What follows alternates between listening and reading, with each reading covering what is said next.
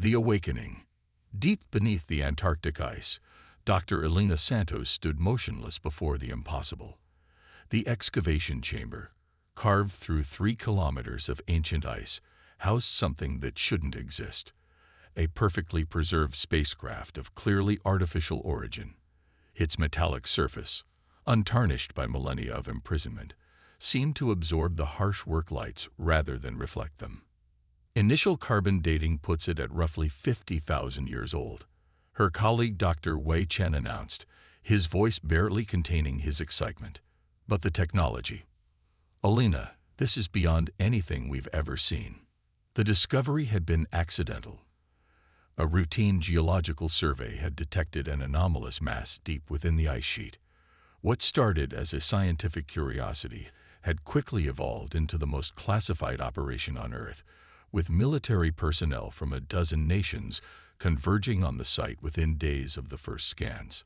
The vessel itself was relatively small, perhaps 30 meters in length, but its design defied conventional aerospace engineering.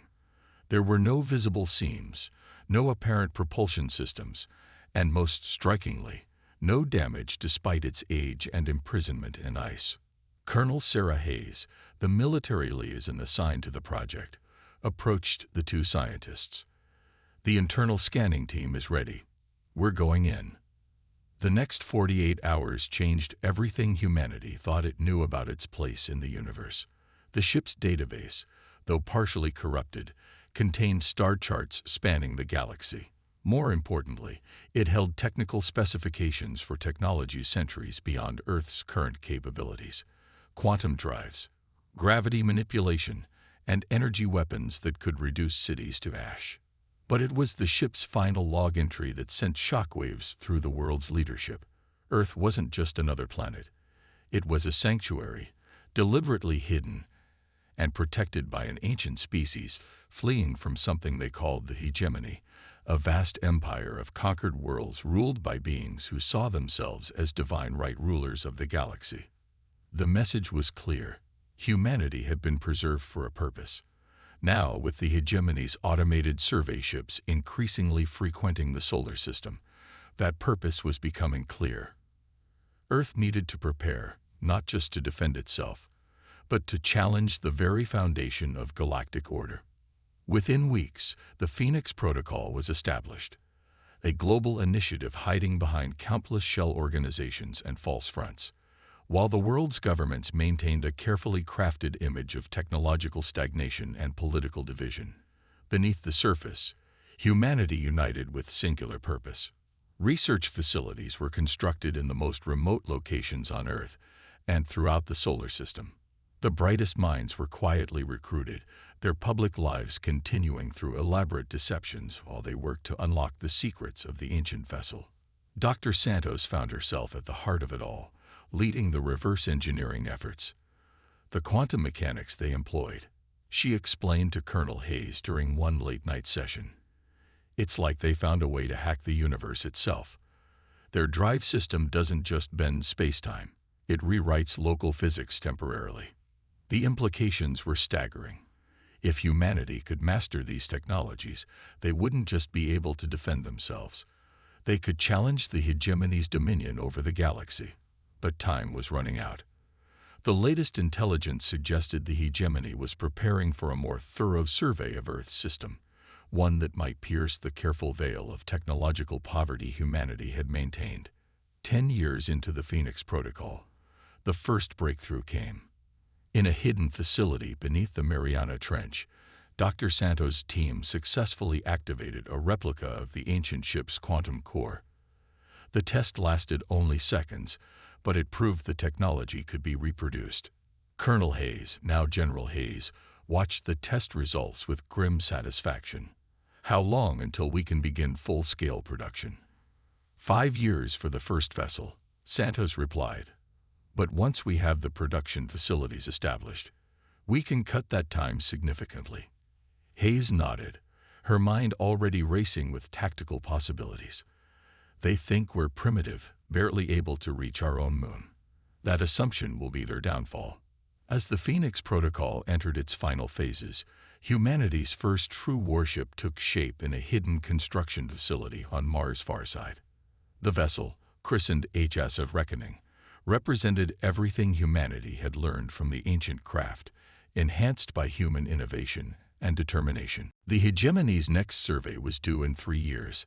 When their ships arrived, they would find not the primitive world they expected, but a civilization ready to challenge their dominion. Humanity's time hiding in the shadows was coming to an end, and with it, the hegemony's uncontested rule of the galaxy. Project Phoenix. The orbits of Jupiter's moons held humanity's greatest secret. Scattered across automated mining facilities and research stations, a fleet was taking shape. Each vessel incorporated lessons learned from the ancient spacecraft, but with distinctly human innovations. The flagship, HFY Reckoning, dwarfed its predecessors in both size and capability. Admiral James Chen watched through reinforced windows as construction drones swarmed around the massive vessel. "The quantum core is stable," reported Dr. Santos, now Chief of Special Projects. "We've managed to improve the efficiency by 300% compared to the original designs." The improvements weren't just in propulsion. Human engineers had taken the ancient vessel's defensive concepts and pushed them to their limits. The quantum phase shields could theoretically withstand direct hits from the hegemony's most powerful known weapons, while the adaptive hull material could absorb and redirect energy attacks. But the true breakthrough came in weapons development. The Reckoning's main armament wasn't designed to destroy, it was designed to disable. Quantum disruption fields could temporarily rewrite local physics, turning enemy ships' advanced technology against them. Latest intelligence suggests the hegemony is accelerating their survey schedule, General Hayes announced during a secure briefing. "They've detected unusual energy signatures from our quantum drive tests. We need to be ready sooner than planned." The news sent ripples of tension through the command staff. The original timeline had called for another year of testing, but the hegemony's interest threatened to expose everything before humanity was fully prepared. Dr. Santos spoke up, her voice steady despite the pressure. "The core systems are combat-ready. We can compress the testing schedule, but it increases the risk of system failures during actual deployment." "Better to risk failure than certain discovery," Chen replied. "If they realize what we've built, they'll bring their full fleet. We need to strike first, while we still have the element of surprise." The next 3 months saw activity across the solar system reach fever pitch. Training simulations ran continuously as crews mastered technologies that would have seemed like magic a decade ago. Supply chains, hidden in plain sight as routine cargo shipments, moved vital components to final assembly points. The Reckoning's sister ships, Phoenix and Defiant, emerged from their construction bays ahead of schedule. Smaller but more maneuverable, they would serve as escorts for the massive flagship.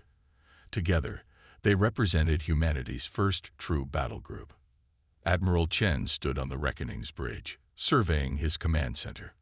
The neural interfaces linking crew to ship hummed with quiet efficiency, allowing reactions at speeds no organic being could match.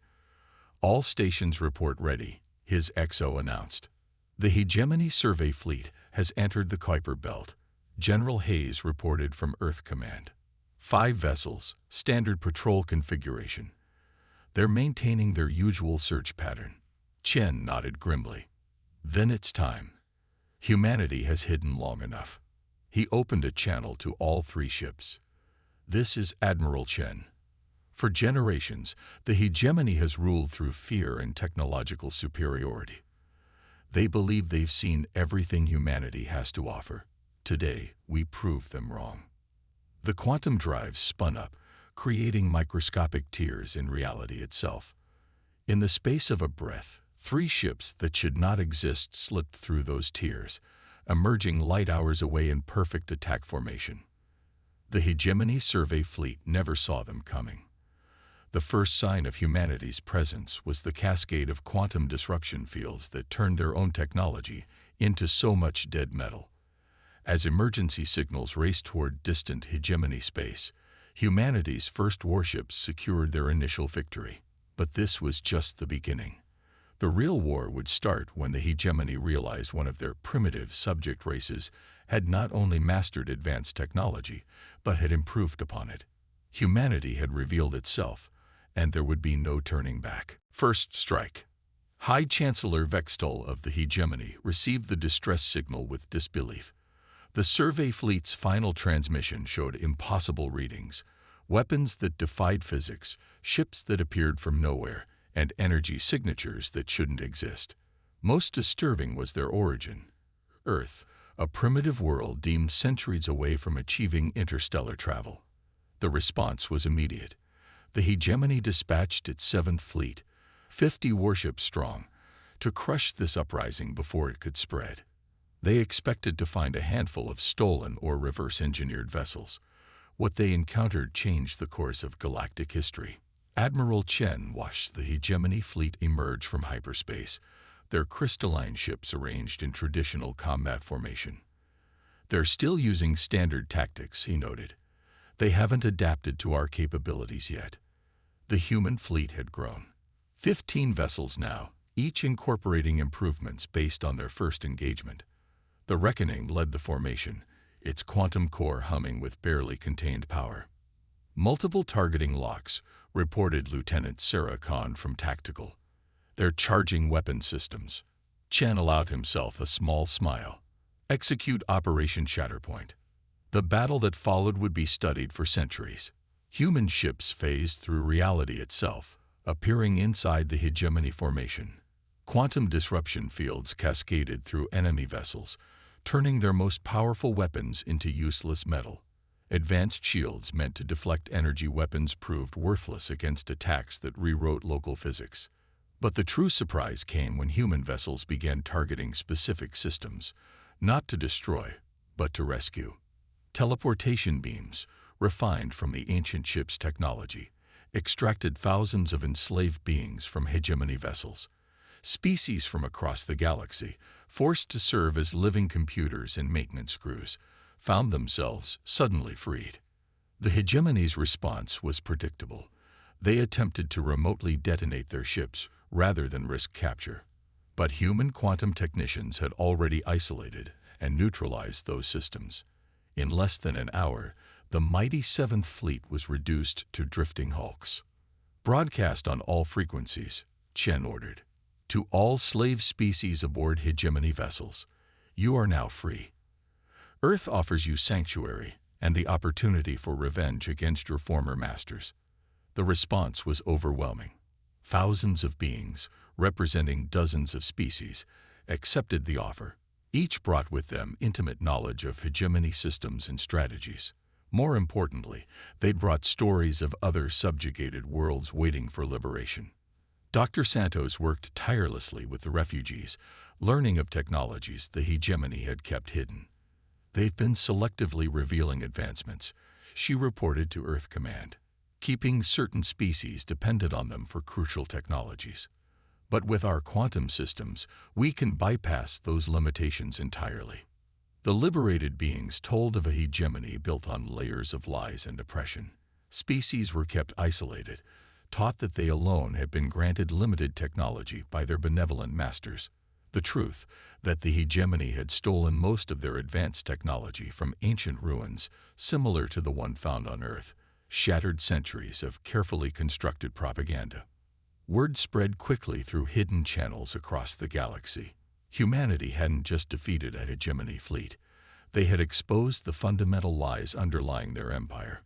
On 1,000 worlds, enslaved species began to look toward Earth with hope. But the hegemony wouldn't fall easily. Already, their remaining fleets were mobilizing. The next attack would come not just from one direction, but from all sides. Humanity had thrown the first punch, but the real fight was just beginning. The hegemony's response was overwhelming. 300 warships converged on the Sol system, their quantum signatures lighting up space like a constellation of aggressive stars. A force large enough to subjugate an entire sector, now focused on a single target, Earth. Admiral Chen studied the tactical display aboard the Reckoning. "They've adapted their shields to resist our quantum disruption fields," he noted. but they still don't understand the full scope of what we've developed. Earth's defense fleet had grown to 40 vessels, each crewed by a mix of humans and liberated allies. But numbers weren't humanity's advantage. Innovation was. During the brief respite between battles, Dr. Santos and her team had made a breakthrough that would change everything. The quantum entanglement network is online, she reported from her station. All ships are synchronized. The hegemony fleet emerged from hyperspace in a sphere formation, intending to trap Earth's defenders in a crossfire. Their first volley of energy weapons illuminated space with deadly beauty. "Execute Protocol Hydra," Chen commanded. What followed defied conventional space combat tactics. The human fleet moved with impossible coordination, ships weaving through enemy fire in patterns that seemed choreographed. When one vessel's shields weakened, others instantly shared power to reinforce them. When one ship found a weakness in enemy defenses, all ships immediately exploited it. The hegemony commanders tried to adapt, but each time they developed a counter to human tactics, the Earth fleet would instantly shift to a new strategy. It was like fighting against a single vast intelligence that could think and react faster than any organic commander. But the real surprise came when the quantum entanglement network reached its full potential. Suddenly, human ships began sharing more than just data and power. They started sharing space itself. Two vessels would occupy the same coordinates momentarily, combining their firepower before splitting apart again. Ships would seemingly multiply, using quantum uncertainty to exist in multiple locations simultaneously. The hegemony fleet's rigid command structure became their weakness.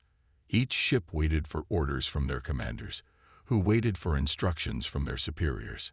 In contrast, the human fleet moved with fluid grace, each action simultaneously independent and coordinated. Still, numbers began to tell. Even with their revolutionary tactics, human ships were being destroyed. The quantum network compensated, redistributing survivors to maintain combat effectiveness, but the cost in lives mounted. Then came the unexpected turning point. Throughout occupied space, the seeds of rebellion that humanity had planted began to bloom. Slave species, inspired by Earth's resistance, launched coordinated uprisings. Hegemony supply lines were disrupted. Communications were sabotaged. Ships arrived at the battle with critical systems mysteriously malfunctioning. The hegemony commanders found themselves fighting a war on two fronts, against Earth's technological superiority and against internal collapse. Their carefully maintained empire of fear began to crumble. As the battle reached its climax, Admiral Chen received an urgent transmission. The hegemony's high command, facing unprecedented losses and growing rebellion, was calling for a ceasefire. But Chen knew better than to trust their words. This was merely a ploy to gain time to regroup. The real victory would only come with complete liberation. Earth had shown the galaxy that resistance was possible. Now they would show that freedom was inevitable. Triumph. The final battle for galactic liberation began not with a massive fleet engagement, but with a single transmission. Using the quantum entanglement network, humanity broadcast the truth to every corner of hegemony space, evidence of their lies, their technological theft, and most importantly, proof that they could be defeated. The hegemony's remaining loyalist fleets converged on their capital world, Axiom Prime. 500 ships, their last show of force against the rising tide of rebellion. But they faced not just Earth's fleet, now rebuilt and enhanced, but a coalition of liberated species, each bringing their own unique capabilities to the fight. Admiral Chen stood on the Reckoning's bridge, the quantum network humming with the combined consciousness of 1,000 ships. Dr. Santos had refined the technology further, allowing even captured hegemony vessels to join the network. All Allied forces report ready, Lieutenant Khan announced. The battle that followed wasn't just about military victory. It was about fundamentally changing the galaxy's power structure. Human quantum technology allowed ships to bypass the hegemony's supposedly impregnable defenses. Former slave species, intimately familiar with hegemony systems, systematically dismantled their former masters' advantages. The hegemony's final gambit was desperate. They attempted to trigger their doomsday weapon, a device meant to collapse the local space-time continuum. But humanity had anticipated this. The quantum network, now spanning thousands of vessels, created a stabilizing field that contained and neutralized the collapse. In the aftermath, as hegemony leaders were brought to justice by their former slaves, humanity proposed a new galactic order. Not an empire built on dominion, but a federation founded on cooperation and shared advancement. The quantum entanglement network became the backbone of this new society, allowing instantaneous communication and shared knowledge across vast distances. Dr. Santos, working with scientists from dozens of species, established the Galactic Institute of Scientific Advancement. Their first project, understanding the true origins of the ancient spacecraft that had started Earth's journey to the stars. The liberated species, rather than seeking revenge, followed humanity's example. The former hegemony worlds were integrated into the new federation, their people finally free to develop their own paths forward. The age of oppression was over. Admiral Chen, watching the sunrise over Earth from the Reckoning's observation deck, reflected on how far they'd come.